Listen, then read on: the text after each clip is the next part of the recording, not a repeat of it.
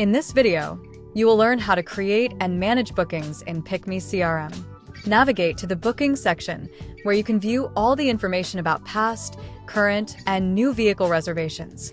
This section also provides a brief overview of each booking, rental dates, statuses, customer, and cost. Create a booking. Click Create New and fill out a simple form. Let's begin. The status field is always set to pending confirmation by default. We'll come back to it later. In the calendar, select the rental period, including the start and end dates.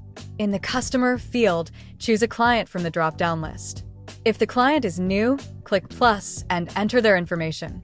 The client will then appear at the top of the list. In the vehicle field, select a vehicle from the drop-down list or find it by model, color, or registration number.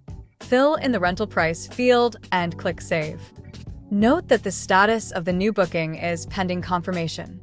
Click on Edit and choose the appropriate rental status: paid, active, canceled, or completed. In the Bookings section, detailed information is available for each order: rental dates, the number of days, the total amount, and customer information. For your convenience, the start and end dates of the rental are automatically duplicated in the calendar. Now, you won't forget which vehicle needs to be picked up or delivered to the client. The colors in each calendar cell are synchronized with the booking status colors.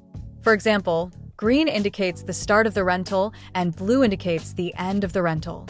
The calendar and timeline sections show all current rentals and detailed booking information. How can you extend a current rental? It's easy. Simply move the end date of the booking to the desired date and confirm. The booking information will be recorded in the current rental history. Subscribe to the channel, give it a thumbs up, and remember, your business is in your hands.